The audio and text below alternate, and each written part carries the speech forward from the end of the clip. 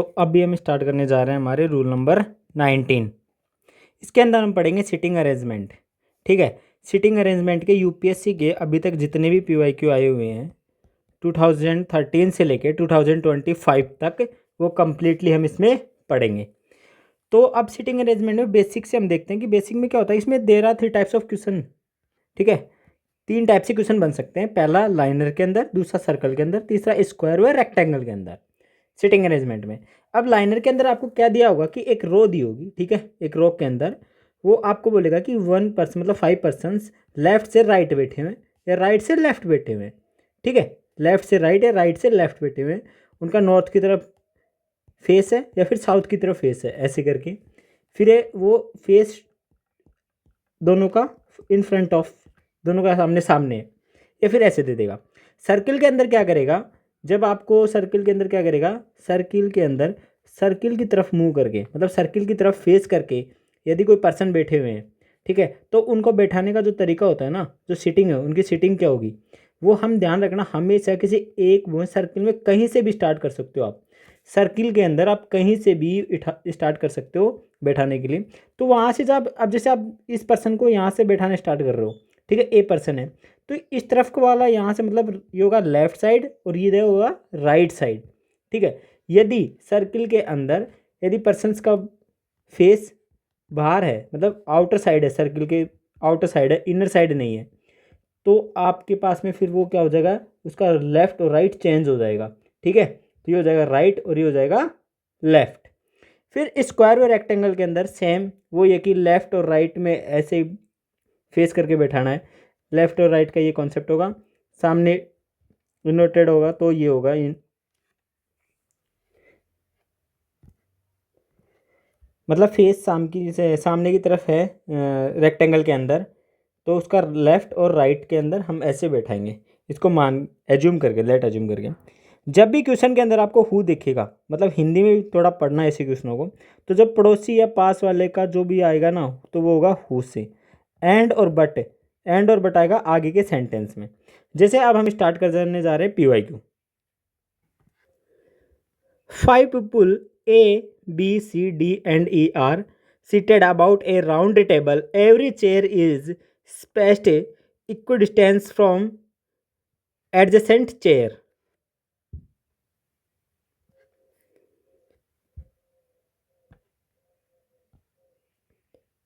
Statement 1. C is seated next to A. A is seated 2 seats from D. B is not seated next to A. Which of the following must be true? D is seated next to B. E is seated to next to A.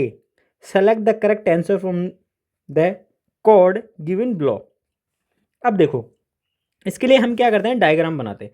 एक क्या है, circle दे रखा है हमें, क्या दे रखा है, circle. ठीक, तो ये हो गया सर्कल। ठीक है, अब इस सर्कल के अंदर पहला क्या बोल रहा है, सी इज सीटेड नेक्स्ट टू ए। ठीक है, मतलब सी और ए साथ में है। ठीक है, ये बोल रहा है, मतलब कि हमने ये क्या किया कि ए को एक तरफ सी को बैठाया है, ये मान के ये बोल रहा है क्वेश्चन। 5 पीपल्स हैं ABCD। तो हम क्या करते हैं, सर्कल के अंदर आप कहीं से भी स्टार्ट कर सकते हो। तो मैंने क्या किया, लेट एज्यूम कि मैंने सी को यहाँ मान लिया, ये यहाँ बैठा दिया मैंने सी को। अब सी के जस्ट पास, मतलब C is settled next to A, तो सी के नेक्स्ट में क्या बैठा दिया मैंने, ये बैठा दिया मैंने ए को। ठीक है, अब ए इज सीट 2 सीट, अब सेकंड का A is seated 2 seats from D. A और डी के बीच में क्या है, 2 सीट्स स्पेस है, मतलब दो दो दूरियां खाली हैं, 2 स्पेस अवेलेबल हैं ए और सी के बीच में, 2 स्थान दूर है। ठीक है, तो मतलब कि मतलब 2 स्थान दूर, मतलब सॉरी 2 स्थान दूर का मतलब कि ए और डी के बीच में 2 स्थान दूर है, मतलब यानी कि बीच में सिर्फ ओनली फॉर 1, मतलब एक सीट खाली होगी, 1 सीट खाली होगी सिर्फ। ठीक है, वैकेंट सीट कितनी होगी, 1। ठीक, फिर उसके बाद में B is not seated next to A. अब हमें पता है कि बी ए के मतलब A B is not seated to A, तो मतलब कि ए के पास में बी नहीं है, तो मतलब बी क्या होगा, दूर। ठीक है, ए के पास में बी नहीं है, तो ए के पास में बी नहीं है, तो आप यहाँ तो ए बी को बिठा नहीं सकते। ठीक है, तो आपको क्या करना पड़ेगा, अब इन दोनों के बीच में यहाँ बैठाना पड़ेगा बी, किसको, बी को, जैसे यहाँ बैठा दिया बी को आपने, ठीक है। अब A is seated to seat from D, मतलब ए और इसके बीच में क्या हो गया, डी के बीच में ये सी आ गया, तो यहाँ पे आ जाएगा डी, क्योंकि ये वन वैकेंट सीट हो गई ये मान लो, तो बच गया कौन सा, रिमेनिंग क्या बच गया, ई। ये फॉर्मेशन हमने बना ली, ठीक। अब क्वेश्चन क्या पूछा है, D is seated next to B, D और बी के बीच में कौन बैठा हुआ, डी और बी, मतलब D is the seated next to B, मतलब डी और बी साथ में बैठे हैं क्या, ये देखो डी और बी, यस, तो state right. E seated next to A, E और ए साथ में बैठे हुए क्या, ई और A, yes, E seated next to A, तो both 1 and 2 are correct answer this question. इसके ऐसे क्वेश्चनों में आपको सिर्फ बस क्या करना है कि फॉर्मेशन बनानी है। फिर next question, there are 7 person upon a ladder A B C D E F and G, not in that order. A is further up than E but is lower than C. B is in the middle. G is the between A and B. E is between B and F. If F is between E and D, the person on the bottom step of the ladder will be. अब इस question को पढ़ने के बाद में आपको एक चीज़ समझ में आ रही होगी, B is in the middle, कि मतलब बी को हमें क्या करना है, मिडल के अंदर रखना है, मतलब कि हमें ये पता है कि ये बी फिक्स हो गई। टोटल गिवन कितने क्वेश्चन है हमारे पास में, 7। जब हमें पता है कि 7 मेंबर हमारे पास में है, 7 है टोटल, जब मिडल क्या होगा, मिडल में 1 2 3 4 5 6 7, ठीक है, तो 3 और 3, तो मतलब मिडल 4th नंबर पे क्या आ गया, बी, तो यहाँ पे 4th नंबर पे आ गया बी, ठीक है, ओके। फिर अभी क्या पूछ रहा है, अब इक्वेशन देखो, E is between B and F, E क्या है, बी और एफ के बीच में है, ई है वो बी और एफ के बीच में है ई, तो यहाँ पे क्या कर लो, ई को मान लो, ई है यहाँ पे और एफ यहाँ पे, ठीक है, ये आ गया क्या 3 नंबर, ये आ गया 2 नंबर, ठीक। और फिर क्या बोल रहा है, E is between B and F, A is further up than E but lower than C, मतलब ई और, एक मिनट, एफ इज बिटवीन ई और डी, यहाँ से देखो एफ इज बिटवीन ई और D, F is between E और डी, तो ई और डी के बीच में एफ है, ई और डी के बीच में एफ है, मतलब ई और डी के बीच में एफ है, तो मतलब कि ए की लाइन में क्या हो गए, ई और डी के बीच में ये एफ आ जाएगा, तो डी यहाँ हो गया 1 पोजीशन पे, अभी आ गया ना, ई और डी के बीच में एफ आ गया, ठीक, और यहाँ पे आ गया बी और एफ के बीच में ई आ गया, ये क्वेश्चन यहाँ तक बन गई, ठीक। अब क्वेश्चन क्या बोल रहा है next time, G is between A and B, A and B, तो यहाँ पे क्या आ जाएगा, बी, जी क्या आ जाएगा, यहाँ जी आ जाएगा, 5th नंबर पोजीशन पे यहाँ आ जाएगा ए, क्योंकि जी किसके बीच में, ए और बी के बीच में, ए और बी के बीच में क्या है, जी, ठीक है, तो जी पे क्या आ जाएगा, ये आ जाएगी 6th पोजीशन। अब रिमेनिंग क्या बच गया है, 7th पोजीशन पे सी बच गया लास्ट, कंप्लीट, तो ये एक पोजीशन हो गई। अब क्वेश्चन क्या पूछ रहा है, the person on the bottom step of the ladder will be, bottom, bottom में कौन है, डी, आंसर डी। नेक्स्ट,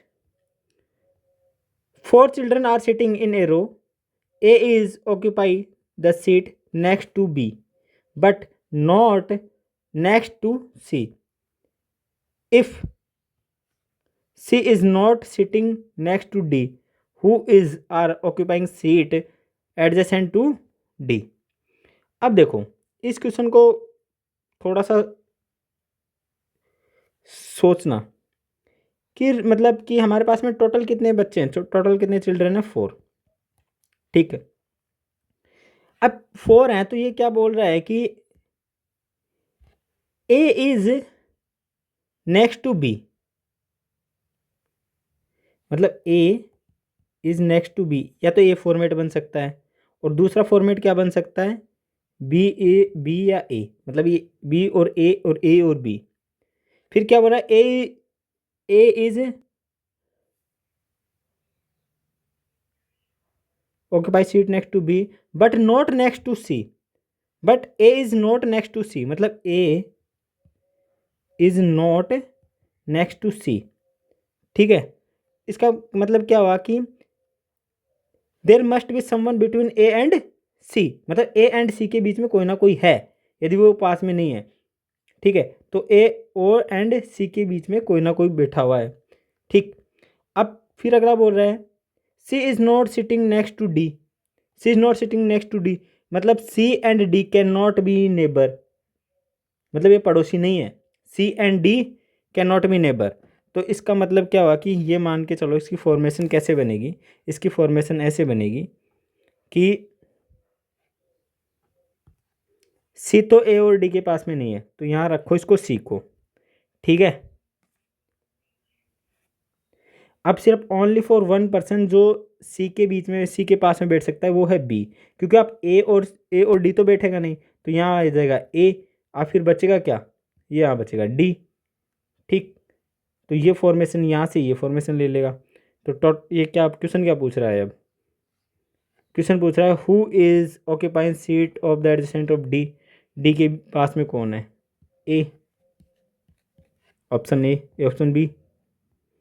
फिर नेक्स्ट है 5 people A, B, C, D and E are seated about a round table.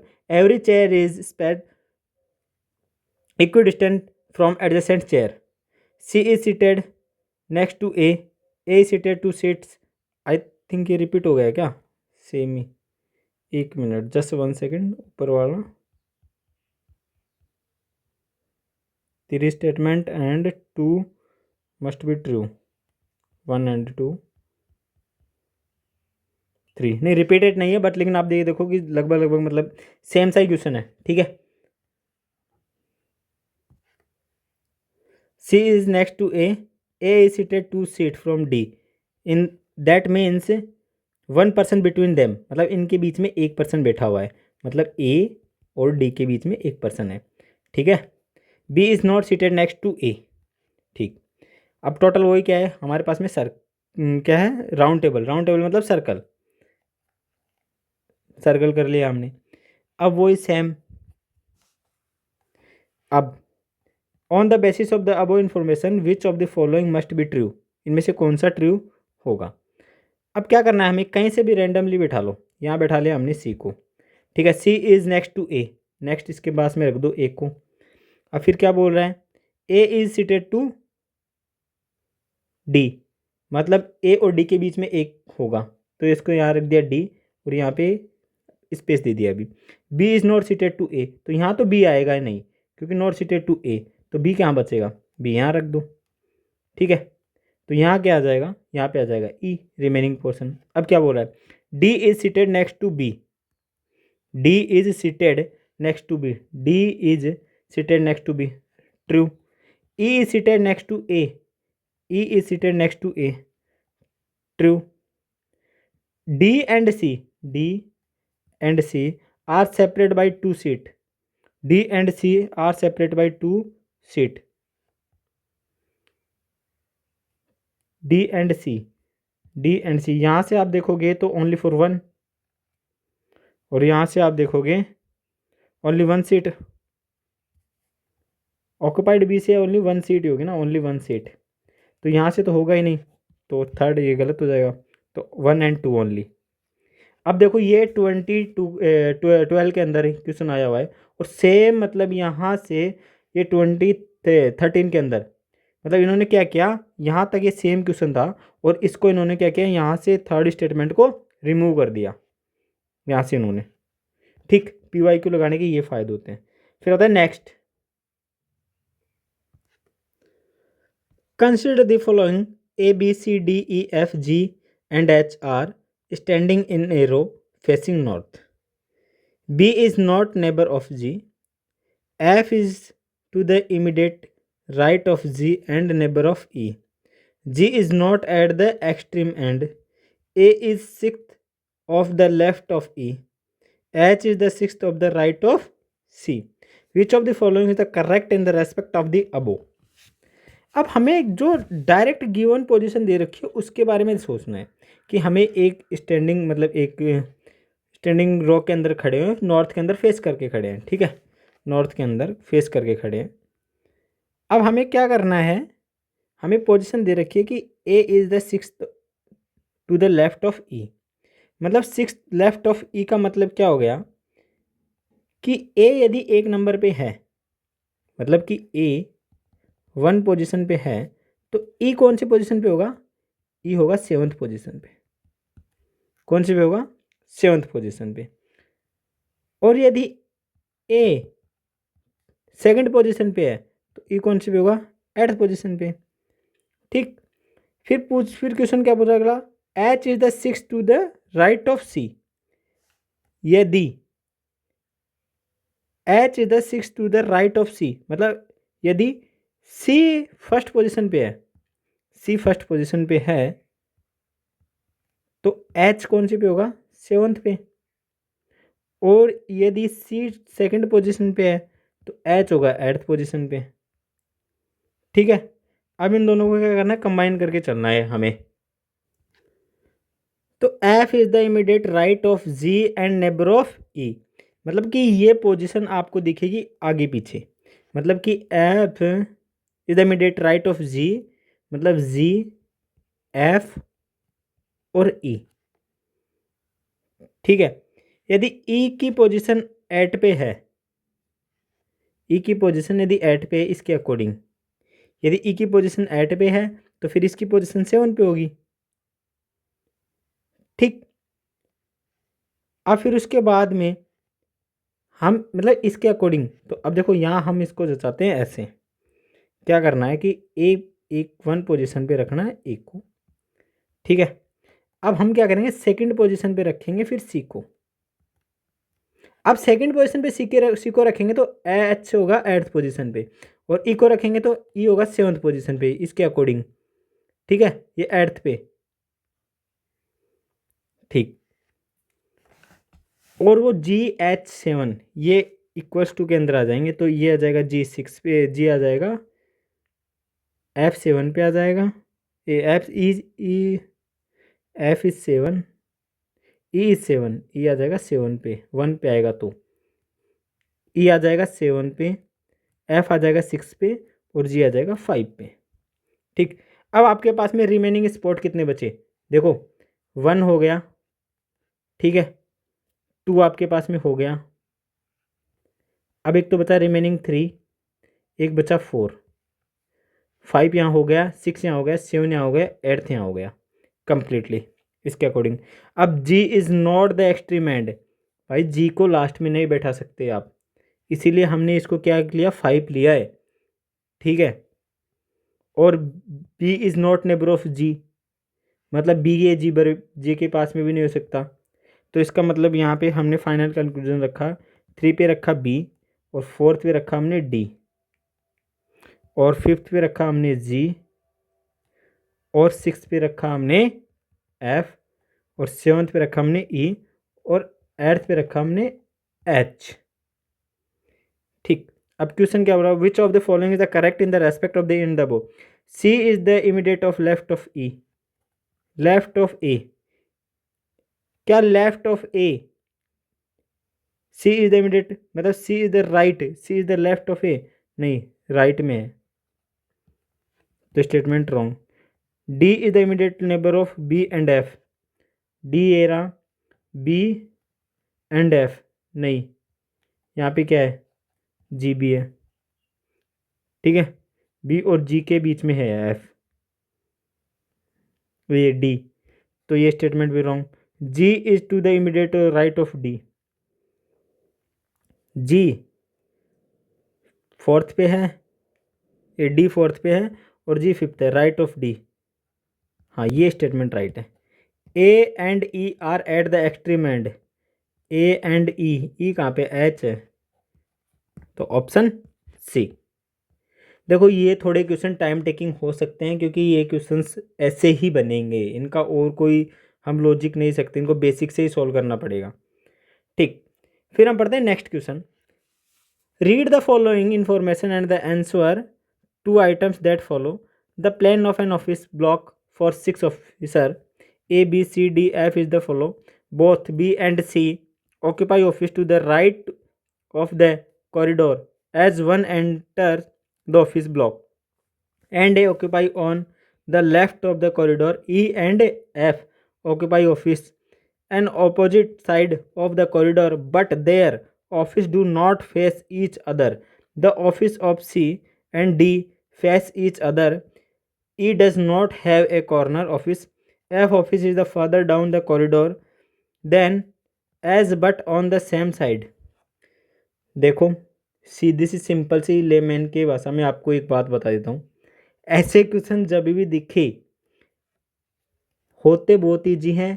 एक बार बन गया, यदि diagram एक बार बन गया तो उसके बाद में देख रहे हो एक दो, मतलब एक एक दो दो क्वेश्चन सोल्व हो जाएंगे। मतलब दो क्वेश्चन मतलब 5 नंबर के, 5 नंबर्स के, 2.5 का। ठीक है, एक बार क्वेश्चन बन गया, एक बार डायग्राम बन गया तब तो बहुत ईजी है। और यदि डायग्राम नहीं बना तो फिर टाइम टेकिंग है, वो टाइम अपना लेके बैठा रहेगा आराम से। तो कोशिश करना कि एक बार जो हमने बाकी चैप्टर्स कंप्लीट किए हैं उन पे ज़्यादा फोकस रखने की। ठीक है, ओके, बैक द पॉइंट। देखो एक कॉरिडोर है, ठीक है, कॉरिडोर है। अब उसमें लेफ्ट और राइट है। अब इसको सोल्व करने के लिए सबसे पहले यहाँ पे क्या करते हैं, जैसे ये ले लो आप लेफ्ट, यहाँ पे हमने लिया लेफ्ट। एक बार बेसिक देखो, मतलब डाटा लिखो, डाटा क्या दिया हुआ है हमारे पास। चलो मैं यहाँ लिखता हूँ डाटा, एक सेकेंड। यहाँ पे देख लो राइट और लेफ्ट, ठीक है। राइट और लेफ्ट के लिए अभी हमें क्या करना है, राइट और लेफ्ट में दिया हुआ है both B and C occupied of the right. B और सी यहाँ पे क्या दिया है, राइट में दिया है, बी एंड सी, ठीक है। Corridor at the end A is the occupied of the left, A है लेफ्ट के अंदर, ठीक। फिर उसके बाद में दे रखा है कि A and F occupy office the opposite side of the corridor. Corridor के अपोजिट साइड में, मतलब एफ, मतलब यहाँ पे एक मिनट डाटा लिख रहा हूँ मैं। एफ मतलब ए के पीछे, ए के पीछे, मतलब एफ ए के पीछे है, एफ ए के पीछे मतलब लेफ्ट में, ठीक है। फिर क्या हो रहा है, the corridor but their office do not have the face in the इधर। ऑफिस ऑफ सी और ई कहाँ पे आ जाएगा, फिर ई आ जाएगा यहाँ पे, यहाँ से F E and the office of the opposite side.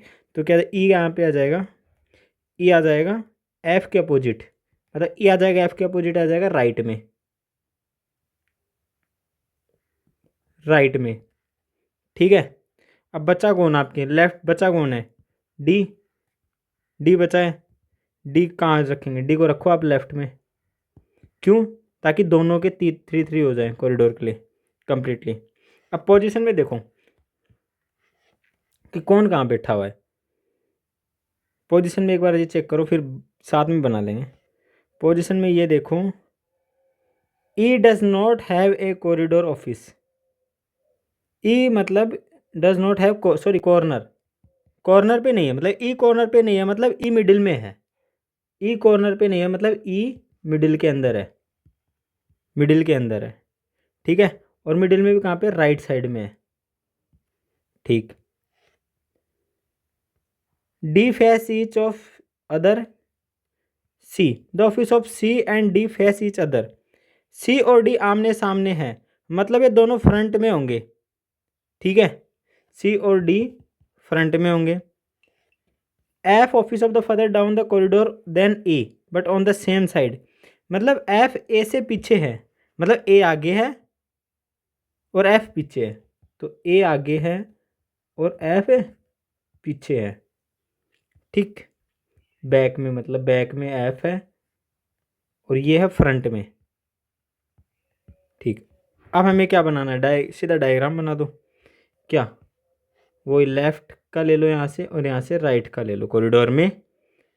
अब यहाँ से क्या आ जाएगा, वही एफ आ जाएगा, ठीक, पहला। अब हमें पता है कि ई मिडिल में है राइट में, तो ई के साइड में क्या आ जाएगा, ए। और डी कहाँ पे तक, फ्रंट पे। यहाँ राइट में क्या था, बी और सी तो राइट में थे ही, बी और सी राइट में थे, तो ये आ जाएगा बैक के अंदर हो जाएगा। अब क्वेश्चन क्या पूछ रहे हैं, if E seated the is office and the face the corridor who office is the to is left, left में कौन है, तो लेफ्ट में कौन है, सी।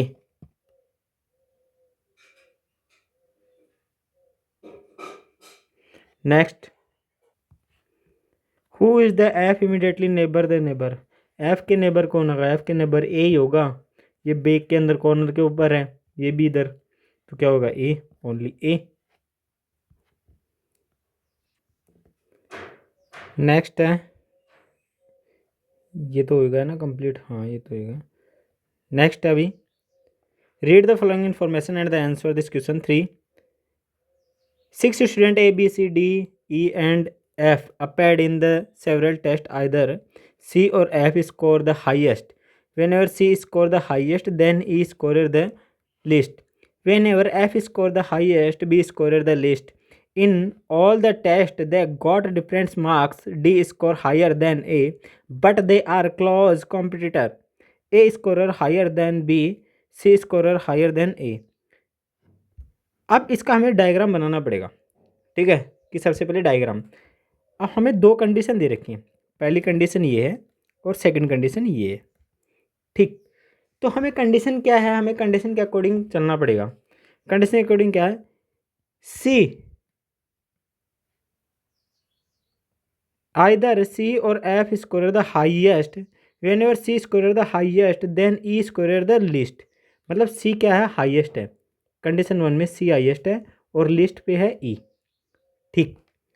तो फिर इसके अकॉर्डिंग क्या क्या कंडीशन बनेंगी हमारे पास में, तो सी को बना रखो हाईएस्ट पे ऊपर, ठीक है। The whenever the F score the highest, B score the list, in all the test the difference जो marks D score the higher than A, मतलब D score the higher than A, तो D score higher than A, ठीक। But they are close competitor, A score then higher than B, तो A का ज़्यादा है B से, ठीक है। तो अब क्या आ जाएगा, सी का हाईएस्ट है तो इसका लोएस्ट है, तो मतलब इसका पूरा कंप्लीटली क्या बनेगा, सी ग्रेटर देन डी, ए, बी और ई। ये कंडीशन 1, केस 1, ठीक है। केस 1 ये बन गया, मतलब ये कंप्लीटली हमने एक बार ही निकाल लिया। अब यहाँ से हमें क्वेश्चन क्या पूछ रहा है, if F student second in the ranking then the position of B, मतलब कि क्वेश्चन क्या बोल रहा है कि एफ क्या है, कि हिंदी में देखो, एफ योग्यता क्रम में दूसरे स्थान पर आता है तो बी का स्थान क्या होगा, एफ दूसरे स्थान पर आता है तो बी का स्थान क्या होगा। मतलब अब हमें इस क्वेश्चन के अकॉर्डिंग इसको ऐड करना पड़ेगा, तो सी ग्रेटर देन एफ दूसरे स्थान पर रखना पड़ेगा, फिर रखना पड़ेगा हमें क्या, डी, फिर रखना पड़ेगा हमें ए, फिर रखना पड़ेगा हमें बी, फिर रखना पड़ेगा हमें ई। तो एफ दूसरे स्थान पे आता है तो डी का स्थान क्या होगा, थर्ड, मतलब थर्ड इसके अकॉर्डिंग थर्ड पोजीशन पे होगा, या कौन सा होगा उसके अकॉर्डिंग, एक मिनट जस्ट 1 सेकेंड। डी का तो थर्ड होगा, ये पूछ रहा है बी का, सॉरी ये बी का पूछ रहा है, डी का नहीं पूछ रहा, तो बी का कौन सा होगा, 1 2 3 4 5th, फिफ्थ पोजिशन, बी कौन से पे आएगा, फिफ्थ पोजिशन पे बी पे। अब if B scorer then list, अब बी क्या करता है, लिस्ट करता है, मतलब बी को मान लो सबसे कम, ठीक है। तो एफ तो वही हाईएस्ट ही होगा, बी लिस्ट करता है तो एफ है higher then, F is the scorer the highest, the B scorer the list, यहाँ से इस स्टेटमेंट से देखना, ठीक है। तो एफ क्या होगा, हाईएस्ट। तो अब क्या बनेगी, कॉम्बिनेशन ऊपर वाले से इससे मैचिंग करके, इससे मैचिंग करके ये बनेगी C D A and B, यहाँ तक तो ये बन गया। अब भी उसके अंदर क्या बोल रहा है ये, C will be the B score the list and the rank of C, C की रैंक पूछ रहा है, तो ये यहाँ पे एफ हो जाएगा, तो सी की रैंक क्या आ जाएगी इसके अंदर, सेकंड पोजीशन।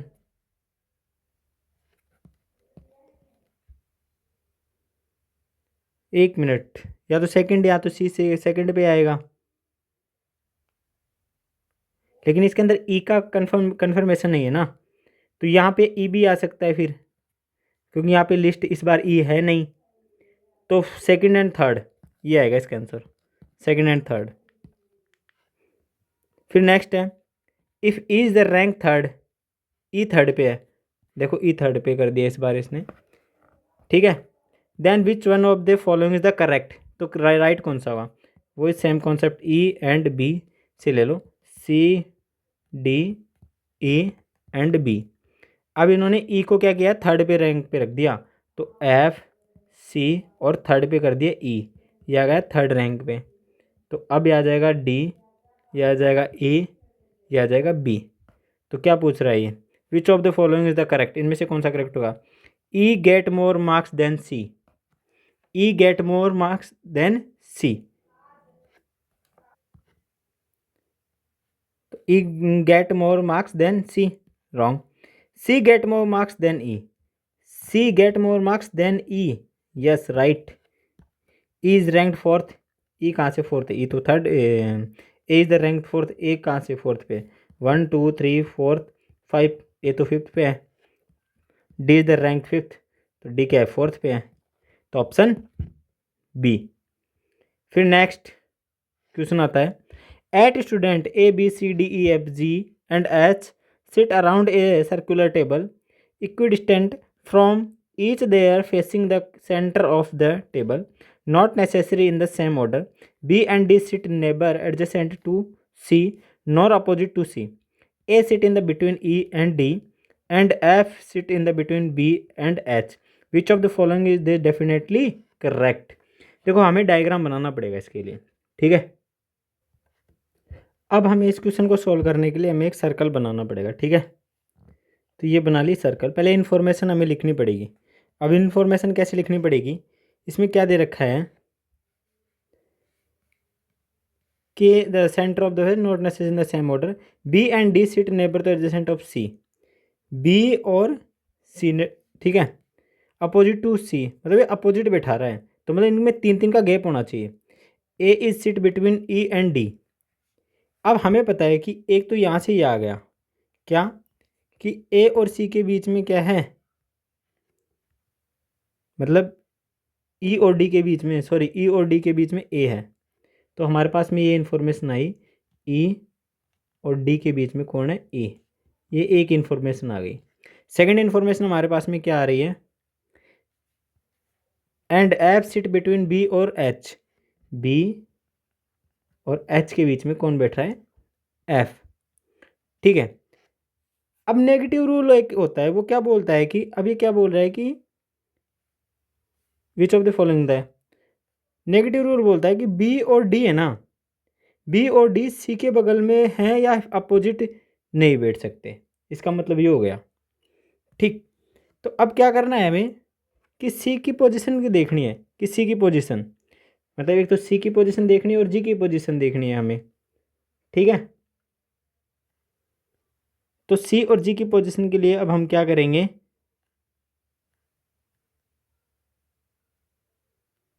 मतलब ये तो कन्फर्म है, C D neither adjacent to C corner, मतलब बी और डी के बगल में सी नहीं हो सकता, मतलब इस स्टेटमेंट से बी और डी के बगल में सी नहीं बैठ सकता, यहाँ से सी नहीं बैठ सकता, ठीक है, ठीक है। तो इसका मतलब कि हम यदि देखें क्लॉकवाइज देखें, अगर हम क्लॉकवाइज देखें तो हमारी पोजीशन क्या बनेगी, ई फिर ए फिर डी, ठीक है, जी और बी और एफ और एच और सी, इसके अकॉर्डिंग तो, क्योंकि यही बननी चाहिए इसके क्वेश्चन के अकॉर्डिंग, तो मतलब इनको एक काम करो, हम इसको ऐसे ना बैठा के हम ऐसे ही बैठाते हैं, चलो डायरेक्ट ही बैठाते हैं, अरेंजमेंट डायग्राम के अंदर ही करते हैं।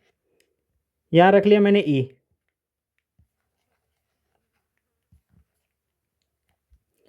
ठीक है, एक मिनट है, तो इसके अंदर हम देखते हैं, पहले यहाँ पे हमने ड्रॉ किया है ई, अब हमें पता है ई और डी के बीच में ए बैठा है, ठीक है, तो यहाँ पे कर दो ए और यहाँ पे कर दिया डी, ठीक है। फिर उसके बाद में अब बी और एफ और जी, मतलब अब हमें पता है कि रैंडमली कहीं भी, जैसे यहाँ पे मान लो कि यहाँ हमने कर लिया एच, तो एच और एफ के बीच में कौन, एफ बी के बीच में क्या आएगा, जैसे यहाँ आ गया बी और यहाँ आ गया एफ, इस स्टेटमेंट से ये और इस स्टेटमेंट से ये हो गया। अब जी और सी बचा। अब क्या बोल रहा है कि ये D and the adjacent of C nor the opposite of C. ठीक है, अपोजिट नहीं है तो मतलब यहाँ पे क्या होगा, डी के अपोजिट में नहीं है, यहाँ कर दो आप जी, यहाँ कर दिया सी। अब देखो B sit in the between A and G, B. अब इस डायग्राम में आप देखना कि बी और जी, बी मतलब कहाँ बैठा है, एफ और जी के बीच में बैठा है, और ये क्या बोल रहा है, ए और जी, तो statement wrong. C sit opposite to G, G के अपोजिट में बैठा हुआ है सी, ये देखो, हाँ ये राइट लग रहा है अभी। E sit opposite of F, F क्या ई के अपोजिट में है क्या, no, wrong, none of the, तो ऑप्शन बी इसका आंसर होगा। ठीक है, फिर आते हैं नेक्स्ट क्वेश्चन। क्वेश्चन है 6 person A B C D E F are sitting equidistant from each other around a circular table facing in the centre of the table. ठीक है, मतलब कि ये टेबल है, इसके सेंटर के अंदर मतलब फेस सेंटर की ओर होना चाहिए। Consider question and the two statement given below. Question क्या बोल रहा है, who is sitting on the immediate left of A. ठीक, अब स्टेटमेंट वन क्या बोल रहा है, B is sitting opposite to C and D is sitting opposite to E. अब यहाँ पे क्या है, बी अपोजिट है सी के एंड डी अपोजिट है ई के, मतलब इसमें चार लोग फिक्स हो गए, चार लोग इस स्टेटमेंट से फिक्स हो गए। कौन कौन से, बी सी अपोजिट हो गए एंड डी और ई अपोजिट हो गए। अब बच्चे कितने लोग, दो लोग, मतलब टू लोग, मतलब टू पीपल्स आर रिमेनिंग। अब यहाँ पे फोर पीपल्स तो हो गए, मतलब ए बी सी तो फिक्स हो गए। ठीक है, अब इसके अंदर क्योंकि हमारे पास कितने हैं टोटल, 6, 1 2 3 4 5 6, 6 हैं। ठीक, तो अब हमें ये देखो कि इसका मतलब ये हमें ये पता चल गया कि अपोजिट है, मतलब ये दो तो अपोजिट, चार हो गए तो मतलब 4 हो चुके हैं। अब रिमेनिंग कितने बचे, 2। जब 2 रिमेनिंग बचे तो हमें पता है कि अपोजिट है, तो मतलब वो भी अपोजिट अपोजिट होंगे, मतलब ए अपोजिट होगा किसके, एफ के। तो रिजल्ट मतलब अभी आगे देखो, अब स्टेटमेंट 2 में क्या बोल रहा है कि F is the sitting on the immediate left of B. ठीक, मतलब कि एफ और बी के अपोजिट, मतलब कि पोजीशन पता है हमें। ठीक है, मतलब कि तो इसको एक मिनट आप क्या करो कि डायग्राम में जचाओ। डायग्राम में कैसे करोगे रिप्रेजेंट, एक मिनट जस्ट 1 सेकेंड, अपोजिट वाला ये ले लो। ठीक है, ये सेंटर की ओर फेस करके बैठे हुए, तो ये हो जाएगा ए के अपोजिट बी। ठीक, और एफ और सी के अपोजिट ये हो जाएगा बी और सी के अपोजिट हो गया। ठीक, तो यहाँ पे ये हो गया हमारे पास में डायग्राम में आ जाएगा एफ, तो ये आ जाएगा एफ और ये आ जाएगा सी। ठीक, अब रिमेनिंग का ये बचा हमारे पास में इन दोनों का। अब इनमें हमें ये नहीं पता कि यहाँ पे या तो डी आएगा या ई। ठीक है, या फिर ई या डी, इधर इन दोनों स्टेटमेंट्स मिला के। अब हमें ये पता चल चुका है कि क्या, कि जब मतलब ये क्यों आया है, हम जब इन दोनों का कॉम्बिनेशन करेंगे ना, कॉम्बिनेशन कैसे बनेगा, कॉम्बिनेशन ऐसे बनेगा कि बी सी के अपोजिट है, एक मिनट इसको अच्छे से देखो, बी सी के अपोजिट है, डी ई के अपोजिट है, ए एफ के अपोजिट है। ठीक है, अब स्टेटमेंट 2 को ऐड करो, 2 को ऐड करोगे तो बी के लेफ्ट में एफ है, बी के लेफ्ट में है एफ, इसीलिए मैंने यहाँ इसको एफ रखा, ध्यान रखना। ठीक है, ऊपर, और एफ के अपोजिट ए है, तो मतलब एफ के अपोजिट में कौन है, ए है, ये रहा ए, एफ के अपोजिट में ए है। ठीक, तो सीक्वेंस में कैसे बनेगा, एफ बी, ठीक है, डी या फिर ई होगा यहाँ पे, फिर या फिर ए होगा और फिर सी होगा और फिर बाद में ई या डी होगा। ये सीक्वेंस मैंने यहाँ इसके अंदर रिप्रेजेंट की हुई है।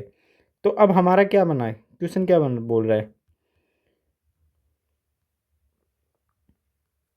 क्वेश्चन क्या बोला, who is the sitting on the immediate of left of A. एक के लेफ्ट में कौन बैठा हुआ है, इसका आंसर देने के लिए क्या करोगे, इन दोनों स्टेटमेंट का कॉम्बिनेशन चाहिए होगा, मतलब दोनों स्टेटमेंट की रिक्वायरमेंट होगी।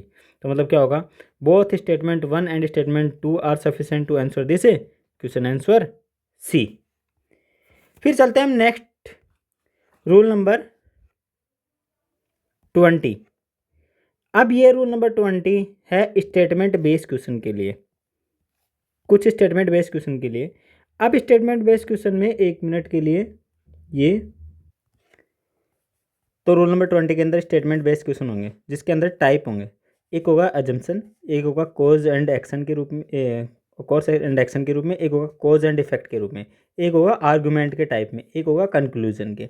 ये अलग अलग टाइप से क्वेश्चन बनते हैं। यूपीएससी में अभी तक 1-2 क्वेश्चन पूछे हुए हैं 2014 से लेकर 2025 तक, ठीक है। जिसमें से यहाँ पे आपको दिया हुआ है कि पहले हम बात करते हैं स्टेटमेंट और अजम्पशन, मतलब कथन और पूर्वाधारणा। देखो इन क्वेश्चनों को सोल्व करने के लिए आपको इंग्लिश प्लस हिंदी दोनों में काम करना पड़ेगा, ठीक है। कुछ क्वेश्चंस आपको इंग्लिश में समझ में आएंगे, मतलब स्टेटमेंट, और कुछ स्टेटमेंट आपको हिंदी में पढ़ने पड़ेंगे, ठीक। तो कंक्लूजन का मतलब होता है, कंक्लूजन में आपको 100% ट्रू दिया होगा, उसको 100% श्योरिटी आपको ट्रू मानना पड़ेगा। और अजम्पशन के का मतलब क्या होता है, अजम्पशन बोलता है कि ये पॉसिबिलिटीज हो सकती है 100% ट्रू हो भी सकता है या फिर लेस देन, कि मतलब 100% ट्रू नहीं भी हो सकता, मतलब 90% भी हो सकता है। फिर यहाँ पे अजम्पशन की 2 कंडीशन होती हैं।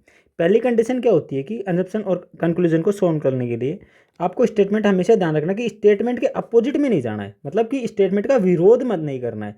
जैसे फॉर एग्जांपल के लिए यदि स्टेटमेंट आपको पॉजिटिव दे रखा है तो आप डायरेक्ट उसको नेगेटिव सेंस में नहीं लेके जा सकते, मतलब विरोध नहीं करना उसका।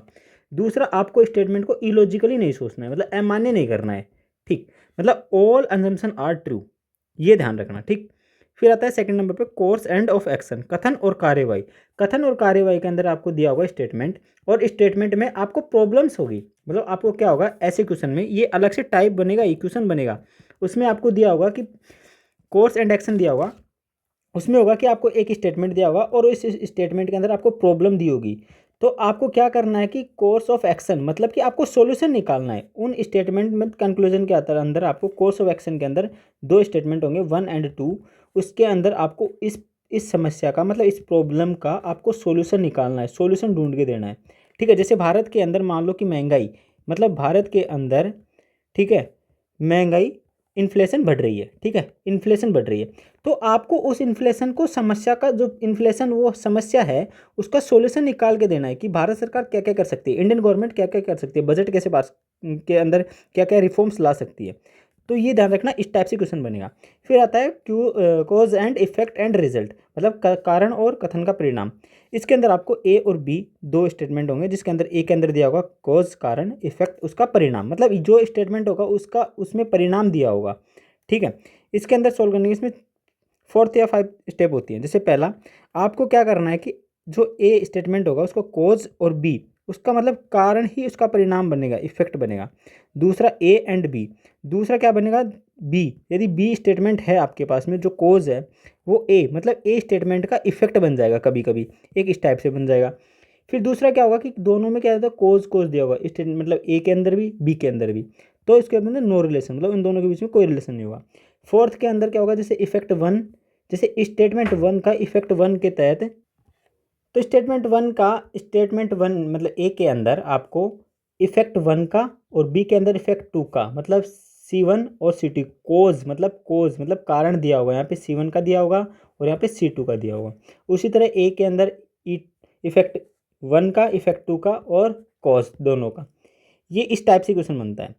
फिर आपको दिया होगा स्टेटमेंट एंड आर्गूमेंट के क्वेश्चन में, उसमें क्या करना होगा, आपको क्या होगा, एक स्टेटमेंट दिया होगा और एक आर्गूमेंट दिया होगा।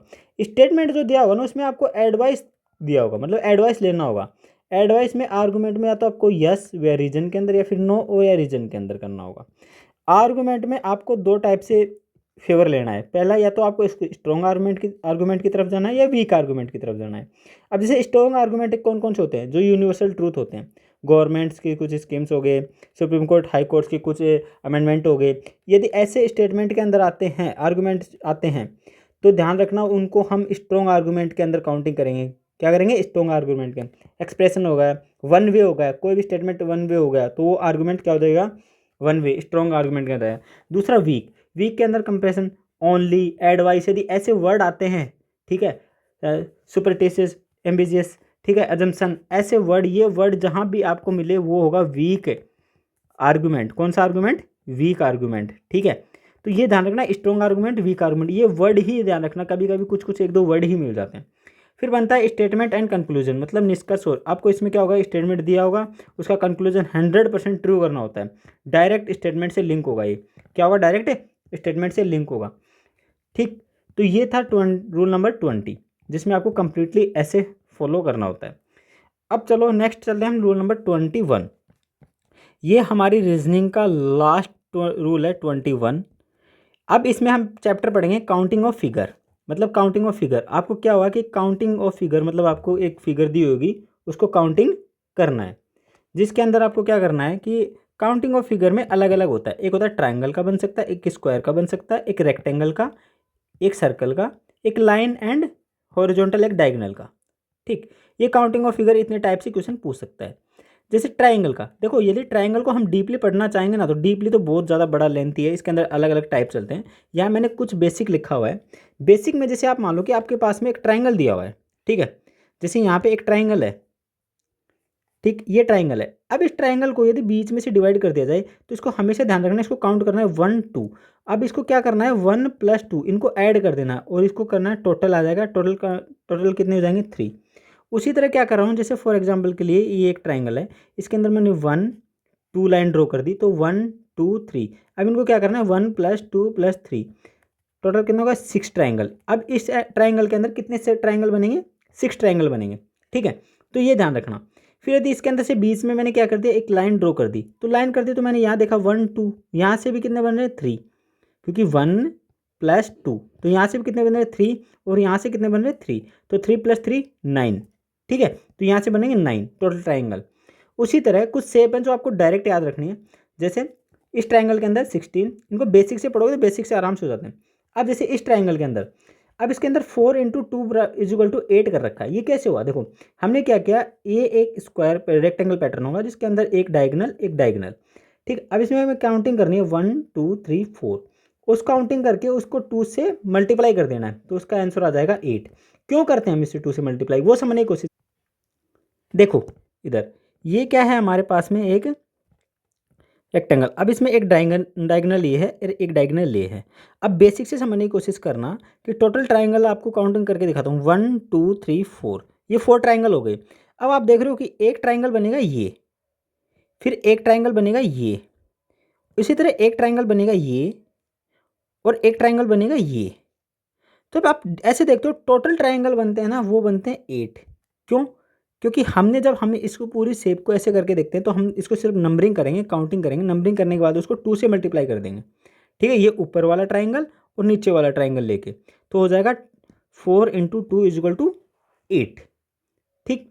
उसी तरह नेक्स्ट ये फॉर्मेशन के अंदर इसको क्या है, एक ये पूरा फॉर्मेट है, एक ये फॉर्मेट है, इस फॉर्मेट को ऐड कर दिया। अब ऐड कर दिया हमने, तो हमने देखा कि इसके अंदर 1 2 3 4, यहाँ से बनेंगे कितने, 8, 1 2 3 4, यहाँ से बनेंगे 8, तो हमने 8 + 8। अब यहाँ पे 2 कैसे किया, क्योंकि देखो ये ट्राइंगल पूरा कंप्लीटली बन रहा है। अभी देखना, जैसे ये ट्राइंगल कंप्लीटली बन रहा है और एक ये ट्राइंगल कंप्लीट बन रहा है, ये 2 एडिशनल ट्राइंगल ऐड हो रहे हैं, तो 8 + 8 16 + 2 18, टोटल हो गए 18। अब चलते हैं स्क्वायर। स्क्वायर के ऊपर हमेशा ध्यान रखना टोटल कंप्लीटली। आप 1 2 3 4 स्क्वायर के अंदर आपको क्या करना है कि आपको एक स्क्वायर पैटर्न दिया होगा, उसके अंदर आपको क्या करना है, सबसे पहले नंबरिंग देना है। नंबरिंग 1 2 ऐसे स्टार्ट करना है और 1 और 2 से स्टार्ट करना है। अब इन दोनों को मल्टीप्लाई करते हुए चलना है ऐसे, ठीक है। जैसे यहाँ कर रखा है कि 2 × 2 + 1 × 1, तो इसी तरह देखो हमें क्या करना है, ये एक स्क्वायर पैटर्न है, इसके अंदर 1 2 3 नंबरिंग देना है, 1 2 3 नंबरिंग हॉरिजॉन्टल प्लस वर्टिकल दोनों तरफ। अब उसको देखो, अब इसको और इसको, लास्ट वाले कॉर्नर को और फर्स्ट वाले नीचे वाले कॉर्नर को मल्टीप्लाई कर दो। 4 4 × 4 प्लस 3 × 3 2 × 2 1 × 1। अब इनको टोटल को ऐड करोगे, ऐड करने के बाद में ये आएगा 16 + 9 + 4 + 1। जब इसको ऐड करोगे आप कंप्लीटली, तो ये हो जाएगा 10, और ये 10 के बाद में 16 एंड 4 और 4 कितना 20, ऐसे टोटल कंप्लीटली। ठीक, ये हो गया। अब बता रेक्टेंगल, रेक्टेंगल निकालने के लिए डायरेक्ट फॉर्मूला है total rectangle is equal to vertical plus, ठीक है, मल्टीप्लाई बाय हॉरिजॉन्टल प्लस, और ओनली रेक्टेंगल निकालने का फॉर्मूला होता है टोटल रेक्टेंगल माइनस स्क्वायर, मतलब टोटल रेक्टेंगल होंगे उसमें से स्क्वायर निकाल देंगे, क्योंकि देखो आप इसी के अंदर देखो, इसी शेप के अंदर ये स्क्वायर है ना, इसके अंदर ये रेक्टेंगल भी बन रहा है, यहाँ पे क्या बन रहा है, रेक्टेंगल, ठीक है। फिर आता है स्क्वायर, स्क्वायर को सिंपल सॉरी सर्कल, सर्कल को आपको सिंपल काउंट करना है, ठीक है, सिंपल आप सर्कल को काउंट कर सकते हो। सर्कल के अंदर ऐसे क्वेश्चन पूछेगा, जैसे 4 सर्कल दे दी, कितने सर्कल, हाउ मेनी सर्कल्स, 1 2 3 4, तो कितने हुए 4। उसी तरह डायगनल, कि डायगनल कितने होंगे, डायगनल के एक ट्राइंगल के अंदर डायगनल निकालने का फॉर्मूला होता है n into N minus 3 divide by 2, ठीक। फिर एक लाइन, लाइन कितने होंगे, वर्टिकल लाइन कितने होंगे और हॉरिजॉन्टल लाइन कितने होंगी, ये आप वैसे बेसिक से भी काउंट कर सकते हो। अब चलते हैं PYQ के ऊपर। How many diagonal can be draw bye joining the vertical and the octagon, octagon एक आपको शेप दी हुई है, ठीक है। अब वहाँ से पूछ रहा है कि डायगनल कितने होंगे। अब हमें पता है कि डायगनल निकालने के लिए हमें क्या करना है, हमें फॉर्मूला यूज़ करना है। हम क्या करेंगे, फॉर्मूला यूज़ करेंगे। तो हमें देखा होगा how many rectangle can be draw by the join in the vertical of octagon, तो हमें फॉर्मूला के अंदर क्या करना है, डायरेक्ट एन की वैल्यू हमारे पास कितना, ऑक्टागन, ऑक्टागन का, ऑक्टागन में मतलब 8 वैल्यूज होती है, कितना, ऑक्टागन की फॉर्मेशन ऐसे होती है, ठीक है। ये ऑक्टागन की फॉर्मेशन होती है, मतलब जैसे ये ये ये ये ये ये ऐसे ऑक्टागन होता है, इसमें टोटल 8 पॉइंट होते हैं, ठीक है। ये ध्यान रखना कंप्लीटली। तो एन की वैल्यू हो गई हमारे पास में 8, मतलब 8। तो ऑक्टागन की वैल्यू हमारे पास में कितनी हो गई, 8। तो एन की value 8 into 8 minus 3 divide by 2, तो क्या बता, 8 इंटू 5 डिवाइड बाई 2, 8 इंटू 5 जा 14 डिवाइड बाई 2 कितना जाएगा, 20। तो इसका आंसर आएगा 20। फिर आता है there are 4 horizontal and 4 vertical lines parallel and the equidistant to one another on a board, what is the maximum number of the rectangle and the square that can be formed. Rectangle और square निकालना है। जब भी आपको ऐसा कहीं भी कोई भी question they horizontal and vertically, मतलब आपको 4 इंटू 4 की ग्रिड दे रहा है, जब भी आपको क्या करना है, उसमें से -1 कर देना है, ठीक है। तो 3 इंटू 3 की ग्रिड बनेगी, क्या बनेगी, 3 इंटू 3 की ग्रिड बनेगी टोटल कंप्लीटली, ठीक है। तो अब इसके अंदर 3 इंटू 3 की ग्रिड बनने के लिए क्या करेंगे, इसके अंदर जब हम गैप देखते तो मतलब 1 2 3, जैसे 3 इंटू 3 की ग्रिड ये बन जाएगी ऐसे, ठीक है। ये 3 इंटू 3 की ग्रिड बन जाएगी, 3 इंटू 4 की कंप्लीटली। तो इसमें क्या होता है, गैप दिखाएंगे तो 1 2 3, ठीक है। अब इसको सम करो तो कितना आ जाएगा, 1 + 2 + 3 इज टू कितना आ जाएगा, 6, ठीक है। अब 6 आ गया, अब इसका क्या करना है हमें, 6 यहाँ से आ गया तो 6 इसके यहाँ से आ जाएगा, तो 6 इंटू 6 मल्टीप्लाई बाई 36, तो टोटल कितना आ जाएगा, 36 आंसर। फिर चलते हैं नेक्स्ट क्वेश्चन पे। नेक्स्ट क्वेश्चन है consider the following 3 dimension figure, ये how many triangle does the above figure have, total triangle कितने होंगे। तो ये आपको एक पिरामिड जैसी शेप आकृति दिखाई, जैसे जैसे देखो 1 2 एंड 3 एंड 4, मतलब आप देखोगे कि ये साइड ट्राइंगल कितने हो गए, 4, ठीक है। एंड अंदर के जो वर्टिकल ट्राइंगल हो गए वो भी कितने हो गए, 4। तो 4 + 4 कितने हो गए, 8। तो यहाँ से मतलब टॉप से, टॉप से 8। उसी तरह सेम जब हम देखेंगे नीचे की तरफ यहाँ से, तो यहाँ से भी आपको यही दिखाई देगा, क्या, एक पिरामिड शेप में। तो यहाँ से भी आपको देखोगे बॉटम, मतलब बॉटम से भी आपको दिखाई देगा 4 + 4 का 8, ठीक है। तो यहाँ से 4 + 4 का 8, तो मतलब 8 + 8 इज इक्वल टू 16। फिर उसके बाद में जब आपको बीच में के अंदर ये कॉमन देखोगे, इन दोनों का कॉमन, ठीक है, तो ये कॉमन आ जाएगा 4। तो यहाँ से 16 + 4 आ जाएगा 20, इसका आंसर होगा 20। फिर चलते हैं हम नेक्स्ट 2023 का। ABCD is a square, one point on each of AB and CD, and two distinct points on each of BC and DA are chosen. How many distance triangle can be drawn using and 3 points as vertical out of these 6 point? एक square हमारे पास में question में given दिया हुआ है कि एक स्क्वायर है, ठीक है, ये स्क्वायर है। यहाँ से 6 पॉइंट्स हमारे पास में 6 पॉइंट्स को कनेक्टेड किया हुआ है, ए बी सी और डी, ठीक है। यहाँ से 6 पॉइंट्स कनेक्टेड, कनेक्शन कोई भी मान लो, जैसे ये मान लो ये ये तो A B C is the square, ठीक है, A and B and C square, और 6 पॉइंट्स हमारे पास गिवन दिए हुए हैं, ठीक है, कंप्लीटली।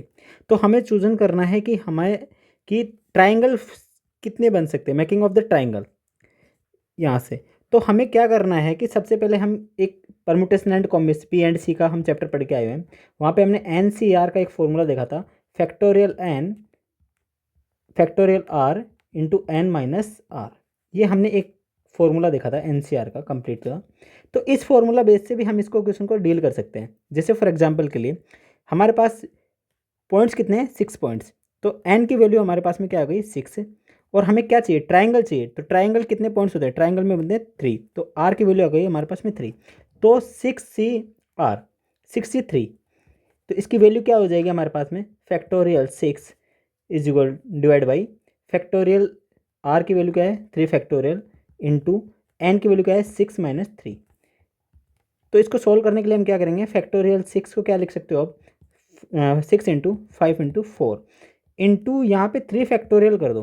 क्यों, क्योंकि 3 फैक्टोरियल से 3 फैक्टोरियल डिवाइड हो जाएगा, रिमेनिंग हमारे पास में क्या बचा 3 फैक्टोरियल कंप्लीटली।